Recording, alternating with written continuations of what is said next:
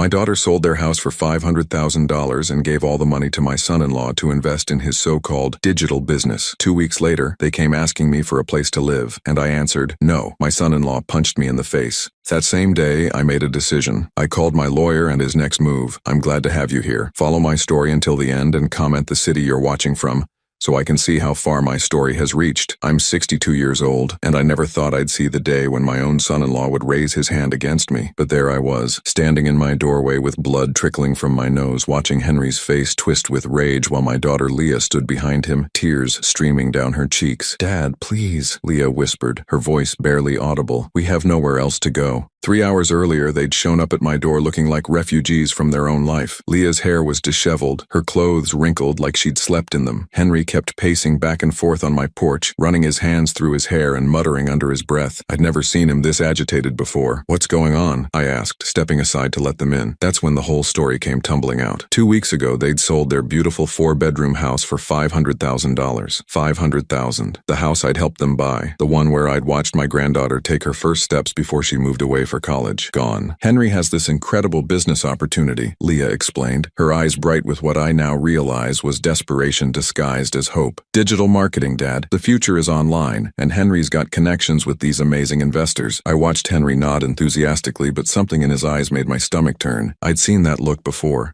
In my late brother's eyes when he was gambling away his savings, convinced the next bet would solve all his problems. "So you sold your house," I said slowly, "to invest in Henry's business." "It's not just a business, Bruce," Henry interrupted. And I noticed how he never called me Dad like he used to. "This is generational wealth we're talking about. In 5 years, Leah won't have to work another day in her life." But here they were, 3 hours later, telling me the money was gone. All of it. The investors had disappeared, the business was a shell, and Henry was explaining it all away with technical jargon I couldn't follow and didn't believe. "These things happen in business," he kept saying, his voice getting louder with each explanation. "Market fluctuations, regulatory issues. It's temporary. Temporary. $500,000, gone, and he called it temporary. We just need a place to stay while we figure things out," Leah pleaded. "Just for a few weeks, maybe a month." I looked at my daughter, really looked at her. When had she become so thin? When had those worry lines appeared around her eyes? She'd lost weight, and not in a healthy way. Her skin had a grayish pallor that spoke of sleepless nights and constant stress. "Leah, honey," I said gently, "you know I love you, but I can't enable this." That's when Henry's mask slipped. His friendly demeanor vanished, replaced by something cold and calculating. "Enable what exactly? Your daughter needing help from her own father?" "I'm not talking to you," I said firmly. "I'm talking to my daughter." Henry stepped closer and I could smell alcohol on his breath. It wasn't even noon. "You think you're better than us, don't you? Sitting in your nice house, judging us for taking risks." "Henry, please," Leah whispered, grabbing his arm. He shook her off. "No, Leah, your father needs to understand something. We're family.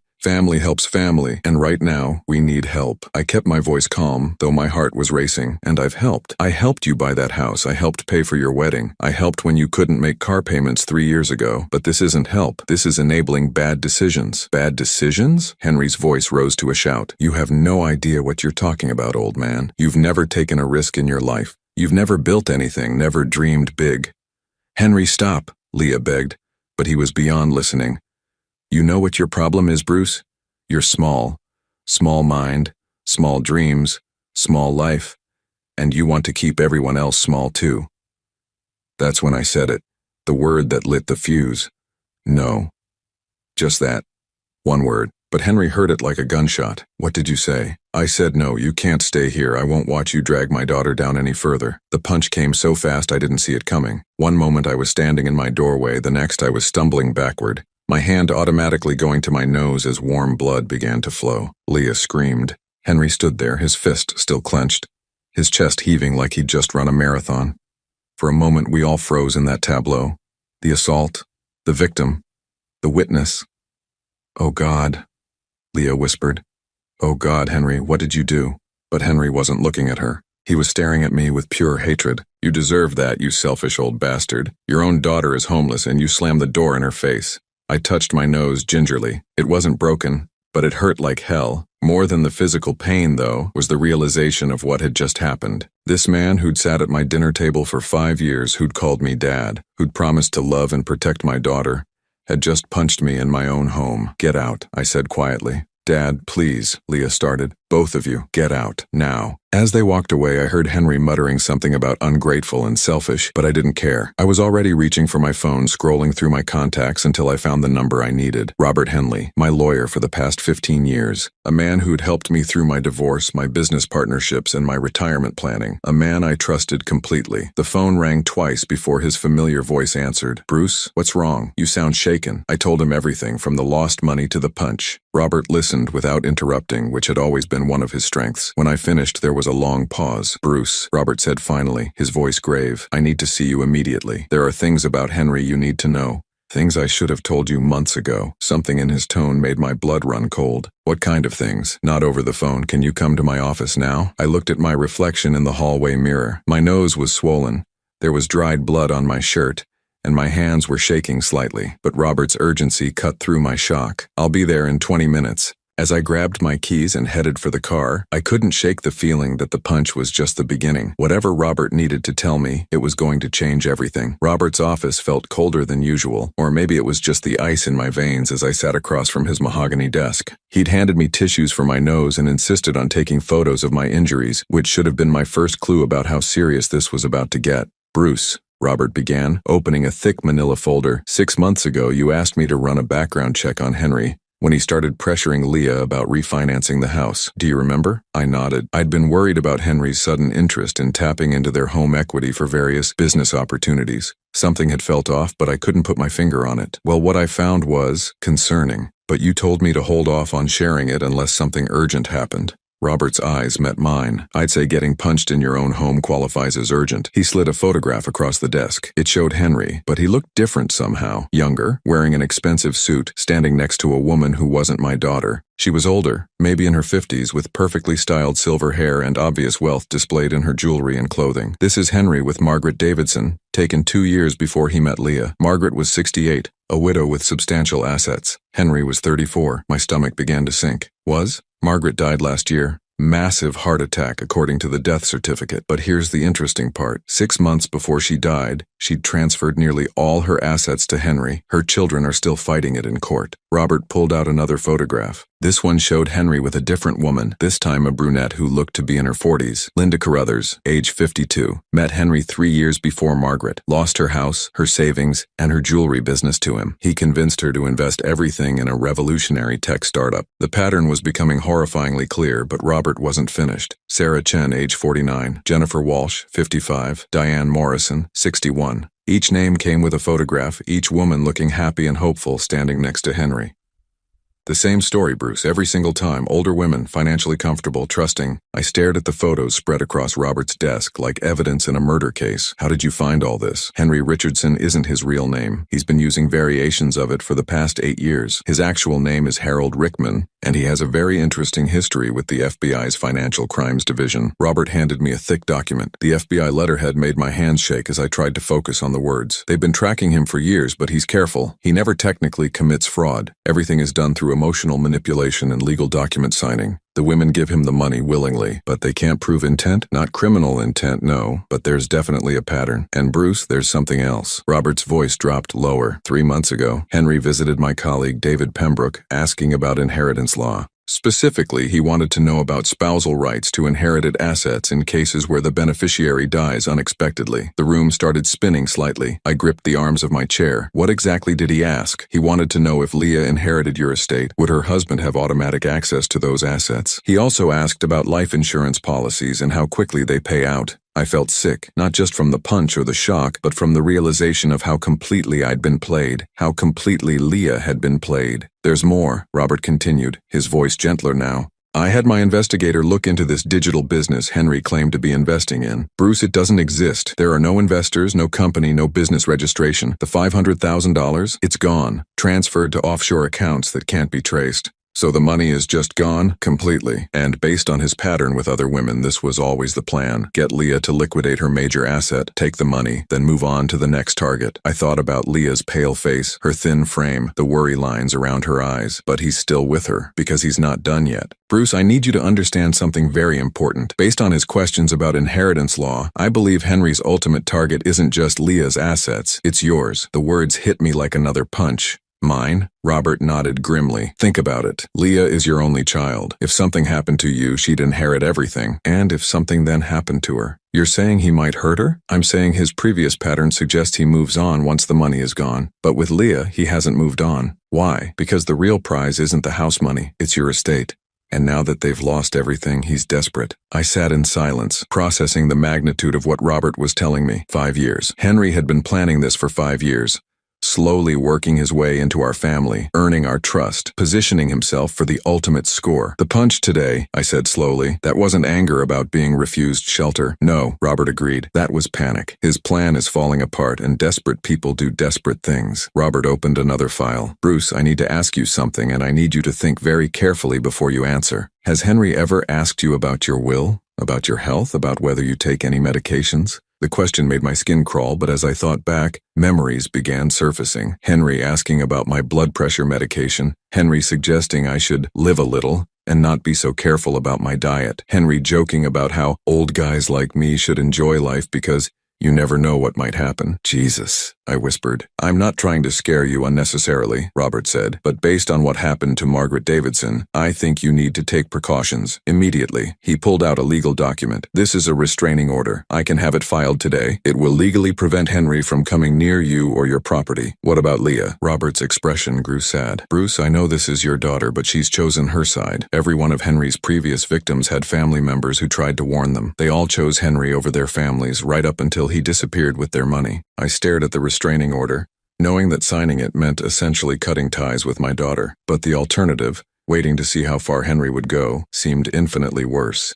There's one more thing, Robert said quietly. If you sign this restraining order, if you protect yourself legally, Henry's going to escalate. He's going to try to get to your assets through Leah, and if she's as manipulated as his previous victims, she's going to help him. What do you mean? Robert pulled out one final document. This morning, before you called, I received a request from another law firm. They want to schedule a meeting about your estate planning. The request came through Leah. My heart stopped. She's already trying to access my will. It appears so. Bruce, I think Henry has been planning this for months. The house sale, the fake business, coming to you for help. It was all designed to create a crisis that would force you to either take them in or make financial provisions for them. I thought about Leah's tears, her desperate pleas, the way she'd begged me to help them. Had any of it been real, or had she been coached, manipulated, turned into Henry's accomplice? What do I do? Robert leaned forward, his expression serious. First, we file the restraining order. Second, we need to discuss changing your will immediately. And third, he paused, seeming to weigh his words carefully. Third, you need to decide how far you're willing to go to protect yourself. Because, Bruce, I don't think this ends with a simple restraining order. I think Henry's going to fight back, and he's going to use Leah as his weapon. As I sat there staring at the photos of Henry's previous victims, I realized that the punch to my face was just the opening shot in what was about to become a war for my life savings, my legacy, and possibly my life itself. The restraining order was filed by 3 o'clock that afternoon. But Robert insisted I stay at his office while his investigator, Marcus Webb, presented what he'd discovered in the past 24 hours. Marcus was a former FBI agent with tired eyes and the kind of methodical patience that comes from years of unraveling financial crimes. Mr. Holloway, Marcus began, spreading documents across Robert's conference table. What I'm about to show you is going to be difficult to process. Your son-in-law has been very busy. The first document he placed in front of me made my blood freeze. It was a loan application from First National Bank dated 3 weeks ago. Leah's signature was at the bottom, requesting a personal loan for $75,000 using my house as collateral. This can't be right, I said, my voice barely steady. Leah doesn't have any legal claim to my property. No, she doesn't, Marcus agreed. But according to this application, you'd already signed a quitclaim deed transferring partial ownership to her. Look at page 4. There it was. My signature, apparently notarized, transferring 25% ownership of my home to Leah. The problem was I'd never signed any such document. It's forged, I said immediately. We know, but it's a very good forgery. Good enough that the bank approved the loan application and deposited $75,000 into a joint account that Leah and Henry opened 2 days after they sold their house. Robert leaned forward. Bruce, this means Henry has been planning this for weeks, possibly months. While he was convincing Leah to sell their house for his fake business, he was simultaneously setting up a way to access your assets as backup. Marcus pulled out more documents. It gets worse. This is a power of attorney document, also bearing your forged signature, giving Leah the right to make financial decisions on your behalf in case of incapacitation. And this? He slid another paper across. is a medical directive stating that you've been diagnosed with early-stage dementia and that Leah should be consulted on all major decisions. I stared at the papers, feeling like I was looking at evidence of my own murder. How is this possible? How could they forge all of this without anyone noticing? Because Henry's done this before, Marcus explained. We found similar forged documents in the Margaret Davidson case and 2 others. He has access to someone who specializes in document fraud. Probably someone he met during one of his previous schemes. But wouldn't the bank verify these documents? Robert nodded grimly. They should have. But remember, Henry's not stupid. He chose a small branch bank where the loan officer was new and probably didn't follow proper verification procedures. The $75,000 loan was approved based on these forged documents, so they have $75,000 of my money. Marcus corrected. That money was transferred to the same offshore accounts as the house sale proceeds. It's gone, just like the $500,000. I felt dizzy. In a matter of weeks, Henry had stolen $575,000 using my daughter as his accomplice, willing or unwilling. There's more, Marcus continued, and I wasn't sure I could handle more. We found evidence that Henry attempted to take out a life insurance policy on you, with Leah as the beneficiary and himself as the alternate. The application was rejected because you'd need to be present for the medical exam. But the fact that he tried, he's planning to kill me, I said flatly. We can't prove intent, Robert said carefully, but the pattern is extremely concerning. Forged documents giving him access to your assets, fake medical records suggesting you're mentally incompetent, attempts to ensure your life. It's exactly what happened with Margaret Davidson in the months before she died. Marcus pulled out a photograph. This is Margaret's grandson, David. I spoke with him yesterday. He said his grandmother started acting strangely in her final months, signing documents she didn't understand, making financial decisions that made no sense. The family thought it was dementia, but now they suspect she was being drugged. Drugged? Small amounts of prescription medications that can cause confusion and memory loss. Nothing that would show up in a standard autopsy, but enough to make an elderly person compliant and suggestible. I thought about the last few months, trying to remember if I'd felt unusually tired or confused after visits with Leah and Henry. There had been a few instances where I'd felt foggy after they'd brought me dinner, but I'd attributed it to age and stress. The good news, Robert said, is that now we know what we're dealing with. We can protect you. The restraining order is just the beginning. Marcus leaned forward. Mr. Holloway, I need to ask you some specific questions about your recent interactions with Henry and Leah. Have they brought you food or drinks in the past few months? Have they ever insisted you take medication or supplements? As I thought back, more memories surfaced. Henry bringing me special coffee that he'd bought from some expensive shop. Leah insisting I try some herbal supplements that would help with energy. The way they'd both seemed disappointed when I didn't finish drinks they'd prepared for me. Jesus Christ, I whispered. We need to get you to a doctor immediately, Robert said. We need blood tests to see if there are any substances in your system. But if they were drugging me, wouldn't I have noticed? Marcus shook his head. These substances are designed to be subtle. You might feel a little tired, a little confused, but nothing dramatic enough to raise alarm bells. The goal isn't to incapacitate you immediately. It's to make you gradually more compliant and trusting. Robert was already reaching for his phone. I'm calling Dr. Patterson. He can see you this afternoon and he's discreet. As Robert made the call, Marcus continued laying out documents. There's something else you need to know. We found communications between Henry and at least 3 different law firms over the past month. He's been shopping around trying to find someone who will help him challenge your mental competency. On what grounds? Based on the forged medical directive claiming you have dementia. If he could get a court to declare you mentally incompetent, Leah would become your legal guardian and Henry would have access to everything. The scope of the conspiracy was overwhelming. This wasn't just a son-in-law trying to steal money. This was an elaborate, months-long plan to systematically strip me of my assets, my autonomy, and possibly my life. Where's Leah in all this? I asked.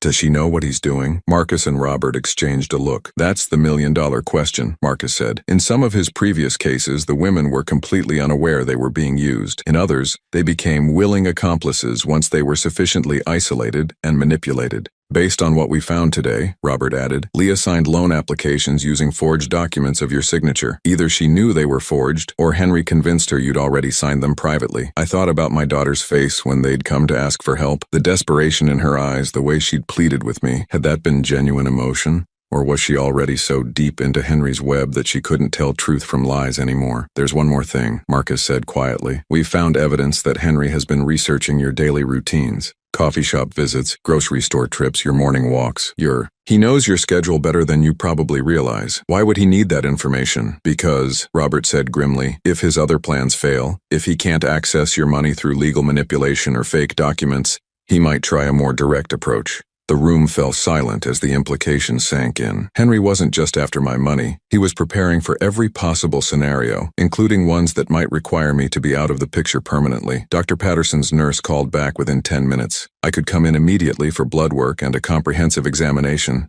As I prepared to leave Robert's office, he handed me a small device that looked like a key fob. Panic button, he explained. Direct line to the police. Keep it with you at all times. As I walked to my car, I realized that 24 hours ago, my biggest worry had been whether to help my daughter through a financial crisis. Now I was carrying a panic button because my own son-in-law might be planning to kill me. But there was something else growing alongside the fear, a cold, calculating anger. Henry thought he was dealing with a confused old man he could manipulate and eventually eliminate.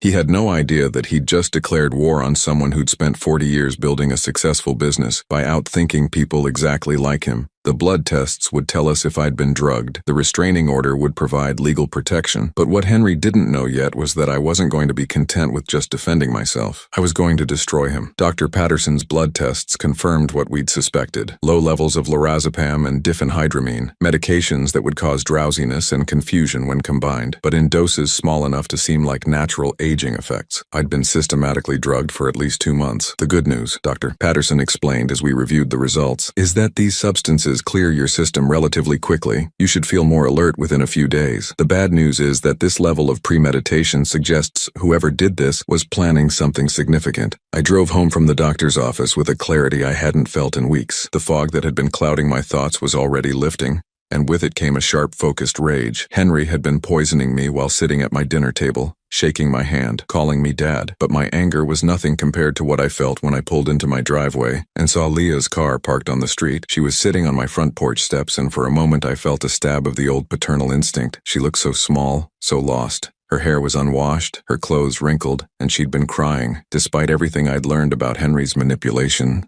despite the forged documents and the stolen money, she was still my daughter. Dad, she said as I approached, her voice hoarse. I know you don't want to see me, but I had to come. I stopped at the bottom of the steps, keeping distance between us. The panic button Robert had given me felt heavy in my pocket. Where's Henry? He's at a friend's place. Dad, I need to talk to you about what happened yesterday. Henry feels terrible about hitting you. Does he? I asked, studying her face. Her eyes were red-rimmed and desperate, but there was something else there, a rehearsed quality to her words that made my stomach clench. He's been under so much stress with the business failing, and when you refused to help us, he just snapped. It's not like him, Dad. You know it's not. I sat down on the bottom step, maintaining distance but showing I was willing to listen. Leah, tell me about the loan you took out using my house as collateral. Her face went white. What loan? The $75,000 loan from First National Bank. The one where you used my forged signature to claim I'd given you partial ownership of this house. Dad, I don't know what you're talking about. But her eyes darted away from mine, and her hands started shaking. Henry handles all our financial stuff.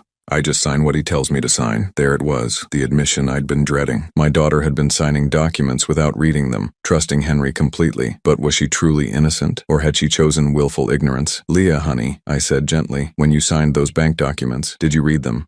Henry said they were refinancing papers for the house we sold. He said it was just paperwork to make sure the sale went through properly. But they weren't refinancing papers. They were loan applications using my property as collateral. Leah, that money is gone. Henry stole it just like he stole the $500,000 from your house sale. She wrapped her arms around herself, rocking slightly. No, that's not. The business is just going through a rough patch. Henry says it happens all the time with startups. There is no business, Leah. There never was. Henry made it all up. You're lying. The words exploded out of her with such force that I flinched. You've never liked Henry. You've never given him a chance, and now you're making up stories to turn me against him. I pulled out my phone and showed her the photographs Marcus had given me. Henry with Margaret Davidson, with Linda Carruthers, with all the other women he'd swindled. Then explain these. Leah stared at the photos, her breathing becoming shallow and rapid. These could be anyone. You could have photoshopped these. Leah, listen to yourself. You're defending a man who punched your father in the face, a man who's stolen everything you own. He didn't steal anything. she screamed, jumping to her feet. You don't understand business, Dad. You never took risks. You never tried to build something bigger. Henry's building something amazing, and you're too small-minded to see it. The words felt like physical blows. This was my daughter, the little girl I'd raised alone after her mother died, defending the man who was systematically destroying both our lives. Leah, I said quietly, I need you to look at me and tell me the truth. Have you been putting anything in my food or drinks when you visit? Anything Henry gave you to help me relax or feel better? Her face crumpled, and for a moment I saw a flicker of the daughter I knew.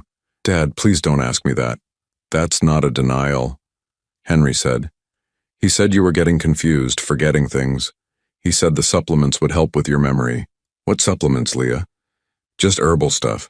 Natural things to help with cognitive function. He got them from a health food store. I felt sick. She'd been drugging me, but she'd believed she was helping. Henry had convinced her that I was declining mentally and that she was being a caring daughter by medicating me without my knowledge. Honey, those weren't supplements. They were prescription medications designed to make me confused and compliant. Henry was drugging me through you. Leah stared at me for a long moment, and I could see the war happening behind her eyes, the battle between the truth and the reality Henry had constructed for her. No, she whispered. No, that's not. Henry wouldn't. He would. He has. And he's using you to do it. She started backing away from me, shaking her head violently. You're trying to turn me against my husband. You've always been jealous that I found someone who loves me. Leah, I'm trying to save you from a man who's going to destroy you and then disappear, just like he did to all those other women. Stop, she screamed. Stop lying about him. Henry loves me. He married me. He chose me. He chose your money, honey. He chose your access to me. That's when she said the words that broke my heart completely. If I have to choose between you and Henry, I choose Henry. He's my family now.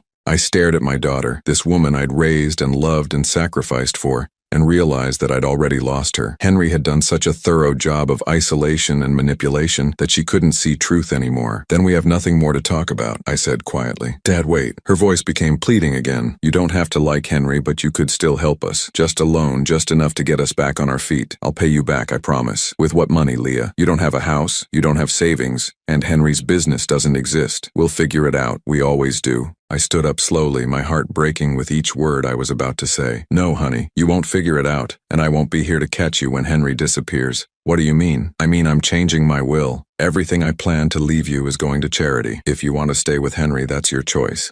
But I won't fund your destruction. Leah's face went through a series of emotions, shock, disbelief, and finally, rage. You can't do that. I'm your daughter. I'm your only family. Family doesn't drug each other, Leah. Family doesn't steal from each other. Family doesn't choose a con man over their own father. Henry said you might do this, she said, her voice turning cold. He said you were vindictive and controlling, and if we didn't do exactly what you wanted, you'd punish us. Henry said that because he knew this day was coming. He's been preparing you for it. Leah pulled out her phone.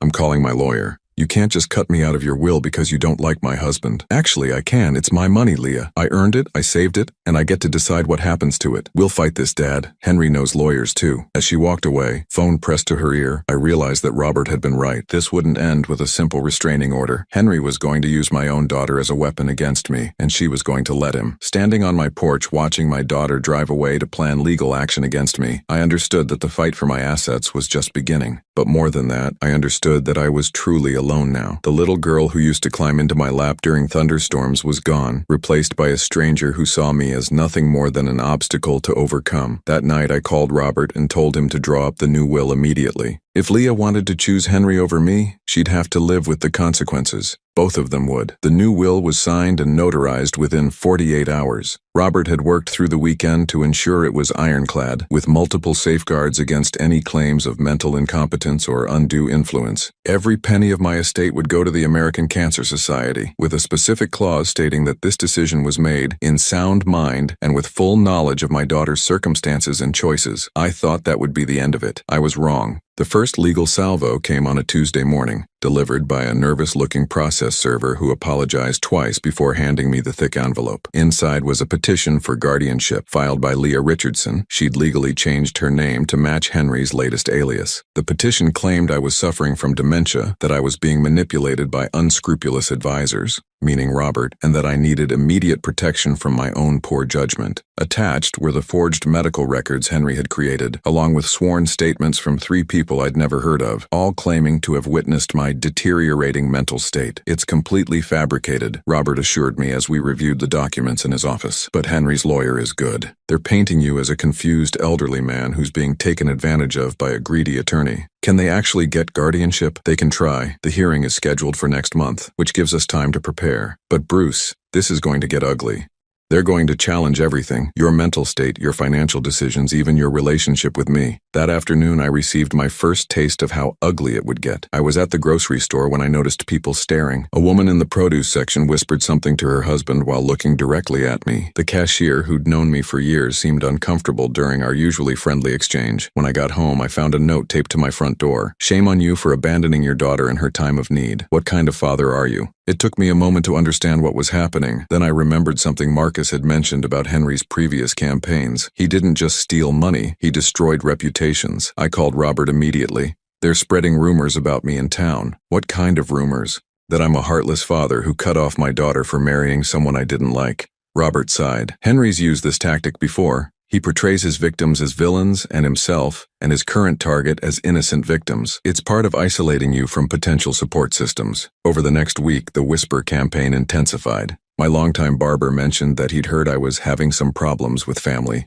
The woman at the coffee shop I'd frequented for 10 years asked if I was doing okay, in a tone that suggested she'd heard I wasn't. Even my doctor's receptionist looked at me with pity when I arrived for my regular appointment. But the real blow came when my neighbor, Janet Morrison, knocked on my door on Friday evening. Janet and I had been friends for 15 years. She'd brought me casseroles after my surgery last year, and I'd shoveled her walkway during the blizzard. "Bruce," she said, her voice careful and concerned, "I need to ask you something, and I hope you'll be honest with me." "Of course." "Leah came to see me yesterday. She's very worried about you. She says you've been acting strangely, making irrational financial decisions, and that you might be getting taken advantage of." I felt my stomach drop. "Janet, you've known me for 15 years. Do I seem confused or irrational to you?" "Well, no," she admitted. But Leah seemed so genuinely concerned. She said you'd changed your will impulsively and that you might not be thinking clearly. Did she mention that her husband punched me in the face? Or that they forged my signature to steal $75,000? Janet's eyes widened. "What?" "No, she said you were upset about some business investments that didn't work out." "Janet, my son-in-law is a con man. He's stolen nearly $600,000 from us and is now trying to get control of my assets by claiming I'm mentally incompetent." But Leah seemed so convincing, sincere. "That's because she's been brainwashed. Henry has convinced her that I'm the problem." Janet left looking troubled and uncertain, which was exactly what Henry wanted. Doubt, confusion, people questioning whether I was the victim or the villain in this story. The psychological warfare escalated when I received a call from my granddaughter, Emma. She was 23, living in California, and I hadn't spoken to her in months. Her voice was cold when she called. "Grandpa, Mom told me what you did." "What did she tell you?" "That you refused to help her when she was homeless. That you cut her out of your will because you don't like Henry. That you're being influenced by lawyers who want your money." I closed my eyes, feeling the weight of Henry's manipulation reaching even to the next generation. "Emma, has your mother told you that Henry stole all their money? That he punched me? That he's been drugging me?" "She said you might say things like that. She said the stress has made you paranoid and that you're making up stories about Henry." "Sweetheart, I'm your grandfather. I've never lied to you. Why would I start now?" There was a long pause. "I don't know what to believe anymore. Mom's crying all the time. She says Henry's trying to find work, but you're spreading lies about him to potential employers." That was news to me, but it fit Henry's pattern of staying one step ahead of exposure. "Emma, I want you to do something for me. I want you to research Henry Richardson online, look up his previous marriages, his business history, then decide for yourself who's telling the truth." Mom said you might ask me to do that. She said you'd try to turn me against Henry with fake evidence. I realized then how thoroughly Henry had prepared for this. He'd given Leah responses to every possible truth I might tell,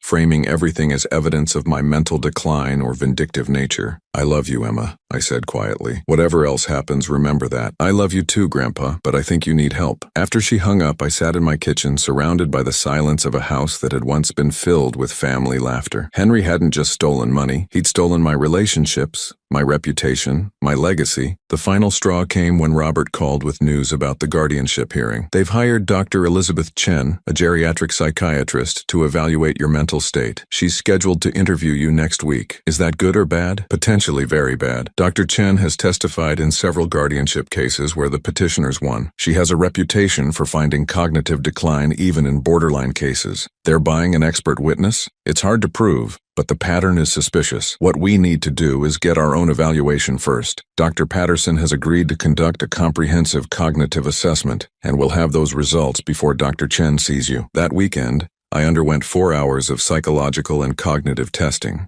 Dr. Patterson put me through memory tests, problem-solving exercises, and detailed interviews about my medical history and current mental state. "Bruce," he said when we finished, "I can state categorically that you show no signs of dementia, cognitive decline, or mental incompetence. Your test scores are actually above average for your age group. Will that be enough to fight the guardianship petition?" "It should be, but you need to understand what you're up against. Henry and Leah aren't just trying to prove you're incompetent. They're trying to prove that anyone who believes you is also suspect. They're going to attack Robert's motives, question Dr. Patterson's objectivity, and paint everyone who supports you as part of some conspiracy." Monday morning brought another legal document, a motion to freeze my assets pending the guardianship hearing. Henry's lawyer argued that I was at risk of being manipulated into giving away my money and that my assets needed protection. "Can they actually freeze my accounts?" I asked Robert. "They can try. We'll fight it, but it shows how desperate they're getting. If they can't get guardianship, they'll try to tie up your money in legal proceedings until you're too exhausted to fight anymore." That afternoon, I made a decision that surprised even Robert. I called a press conference. Well, not exactly a press conference. I called the local newspaper and asked if they'd be interested in interviewing a local businessman whose son-in-law was trying to steal his estate through guardianship fraud. The reporter, Sarah Martinez, was young and hungry for a real story. When I showed her the evidence, the forged documents, the photos of Henry's previous victims, the blood test results showing I'd been drugged, her eyes lit up. "Mr. Holloway, this is incredible. Can I verify these documents with your lawyer?" "You can verify everything. I want the truth out there before the guardianship hearing." The article ran 3 days later with the headline, "Local con man targets elderly father-in-law in elaborate inheritance scheme."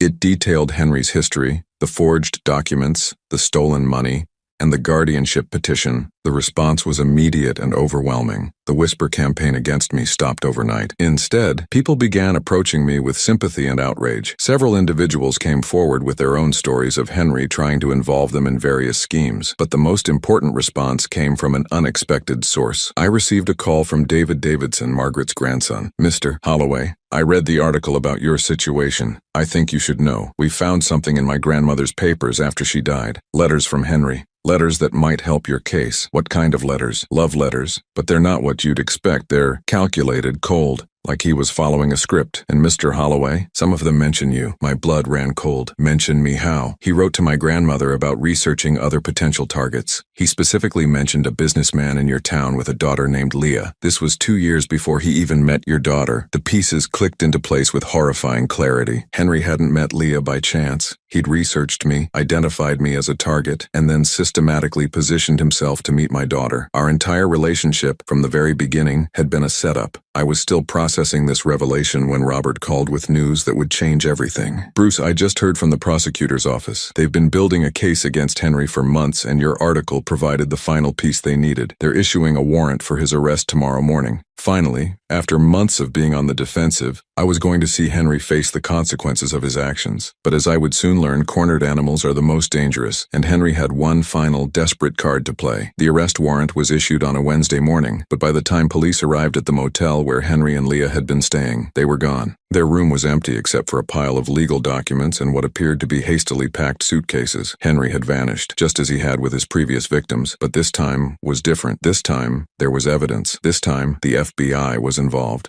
"He can't stay hidden forever," Agent Sarah Collins explained during our meeting at Robert's office. "His pattern has always been to disappear when things get too hot, but we've frozen his known accounts and we're monitoring his aliases. Plus, he made a mistake this time." "What mistake?" "He stayed too long. Usually he takes the money and runs immediately, but he was so focused on your estate that he kept pushing, kept escalating. Now we have enough evidence to charge him with wire fraud, identity theft, and elder abuse across multiple states. I should have felt victorious, but all I felt was empty. Henry was gone, but so was my daughter." According to the motel clerk, Leah had seemed confused and frightened when they left, but she'd gone with him willingly. "We'll find her too," Agent Collins assured me. "In cases like this, the victim often doesn't realize they're a victim until their abuser abandons them. Robert leaned forward. Bruce, there's something else you should know. The guardianship petition has been withdrawn. Without Henry here to push it forward, and with the criminal charges filed, Leah's lawyer dropped the case. What happens to the money they stole? The FBI has recovered about $60,000 from accounts we could trace. The rest? Agent Collins shrugged. It's probably gone forever. These types of criminals are very good at moving money offshore quickly. $515,000. Gone. 5 years of my daughter's marriage. Gone. My relationship with my granddaughter. Damaged. Possibly beyond repair. But I was alive. I was free. And I was no longer anyone's target. The weeks that followed were surreal. The local newspaper did a follow-up story when Henry was added to the FBI's most wanted list. I received calls from victims of other con men, people who wanted to share their stories or ask for advice. The district attorney's office asked me to speak at seminars about elder fraud prevention. I declined most of these requests. I wasn't interested in becoming a poster child for victimization. I just wanted my life back. 3 months after Henry's disappearance, I received an unexpected visitor. I was working in my garden when a car pulled into my driveway. For a moment, my heart stopped. It looked like Leah's car.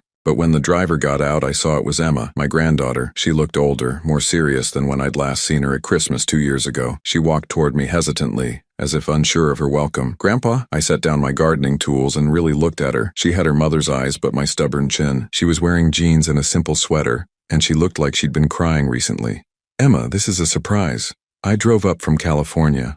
I needed to see you. How's your mother?" Emma's face crumpled slightly. She's not good, Grandpa. Henry left her in Las Vegas with nothing. No money, no car, no ID. He'd been carrying all their documents. She called me from a police station 3 weeks ago. I felt a stab of pain for my daughter. Despite everything. Is she safe? She's in a women's shelter. She's broken, Grandpa. Completely broken. She keeps saying she can't believe she was so stupid, that she destroyed everything for a man who never loved her. Emma wiped her eyes. She asked me to come see you. She's too ashamed to call or write. She wanted me to tell you that she knows now. She knows everything Henry did, everything she helped him do. She knows about the drugging, the forged documents, all of it. What does she want from me? Nothing. That's what she said. Tell Grandpa I don't want anything from him. I just want him to know that I know the truth now, and I'm sorry. We stood there in my garden surrounded by the tomatoes and roses I'd been tending. 2 people trying to figure out how to bridge a gap that might be too wide to cross. Emma, I need to ask you something and I need you to be honest. Do you think your mother knew what Henry was doing? Emma was quiet for a long time. I think she knew something was wrong, but she was so afraid of being alone again that she chose not to see it. Henry was very good at making her feel like she couldn't survive without him. And now she's learning that being alone is better than being with someone who's destroying you. I know you. I thought about my daughter, sitting in a shelter in Las Vegas, finally understanding the price of the choices she'd made. Part of me wanted to rescue her, to bring her home and try to rebuild what we'd lost. But another part of me, the part that had learned hard lessons about enabling destructive behavior, knew that some lessons can only be learned the hard way. Is she getting help? Counseling? Yes, the shelter has programs for women who've been financially abused. She's starting to understand how Henry manipulated her, isolated her from everyone who cared about her. Good, that's important. Emma looked around my garden, at my house, at the life I'd protected by making the hardest choice of my life. Grandpa, she doesn't expect forgiveness. She said she knows she chose Henry over you and she has to live with that. What do you think I should do? I think you should do whatever feels right to you. You don't owe her forgiveness just because she's sorry now. You don't owe her anything. That night after Emma left to drive back to California, I sat on my porch with a glass of wine and thought about the past year. I'd been punched, drugged, stolen from, legally attacked, and publicly humiliated. I'd lost my daughter, my granddaughter's respect, and nearly $600,000. But I'd also learned something valuable about myself. When everything was on the line, when I had to choose between family loyalty and self-preservation, I'd chosen correctly. I'd refused to enable destruction, even when it cost me the most important relationship in my life. 6 months later, I received a letter from Leah. It was short and handwritten on cheap paper. Dad, I know I have no right to write to you after everything I did. I know I chose Henry over you, and I know the pain that caused. I'm not writing to ask for forgiveness or help. I'm writing to tell you that you were right about everything. Henry never loved me. He used me to get to you and I was too blind to see it. You tried to save me and I fought you every step of the way. I understand now why you had to protect yourself from me. I understand why you changed your will. I would have done the same thing. I don't know if I'll ever be able to rebuild my life, but I wanted you to know that I finally understand yours. You were a good father. I was a bad daughter. That's on me, not you. I hope you're happy and safe. I hope you found peace. You deserve it. Love, Leah. I read the letter 3 times, then put it in my desk drawer. I didn't reply. Some bridges once burned are meant to stay that way. A year after Henry's disappearance, Agent Collins called with news. Henry had been arrested in Mexico, trying to run the same scam on a wealthy widow in Cancun. He'd be extradited to face charges in multiple states. The legal proceedings would take years, but he would likely spend the rest of his life in prison. What about the money? I asked. We recovered another $120,000 from accounts in the Cayman Islands. It's not everything, but it's something. $120,000 out of nearly $600,000 stolen. But I found I didn't care about the money as much as I'd expected. I'd learned to live without it, learned to find satisfaction in simpler things. My garden, my books, the quiet satisfaction of a life lived on my own terms. Emma visited twice more over the next year. She never mentioned her mother, and I never asked. We were rebuilding our own relationship, separate from the wreckage of everything else. On a warm spring morning, exactly 2 years after Henry had punched me in my own doorway, I was working in my garden when my phone rang. The caller ID showed Emma's number. Grandpa, I have some news. Mom's been accepted into a job training program. She's learning to be a medical billing specialist. She's been clean and sober for 8 months, and she's living in transitional housing. That's good to hear. She wanted me to tell you something else. She's not going to contact you anymore. She's not going to ask Emma to be a go-between. She said she's caused enough damage, and it's time for her to figure out her own life without involving you. I felt a strange sense of relief. Not because I didn't love my daughter, but because she was finally taking responsibility for her own choices. Grandpa, are you okay with that? I looked around my garden at the life I'd built after nearly losing everything. Yes, Emma, I think that's exactly what needs to happen. After we hung up, I went back to my tomatoes. They were coming along nicely this year, healthy and strong, like me. Henry had tried to destroy me, but I'd survived. More than survived, I'd learned to thrive again. I'd learned that sometimes the most loving thing you can do is refuse to enable someone's self-destruction, even when that someone is your own child. I'd learned that protecting yourself isn't selfish, it's necessary. And I'd learned that starting over at 62 was not only possible, it could be the beginning of the best years of your life. As I worked in the afternoon sun, I felt something I hadn't experienced in years, complete peace. No one was manipulating me, stealing from me, or lying to me. No one was planning to hurt me or use me. I was free, and freedom, I'd discovered, was worth any price I'd paid for it, even the price of losing my daughter to her own bad choices. Some battles are won not by fighting, but by refusing to lose yourself in someone else's war.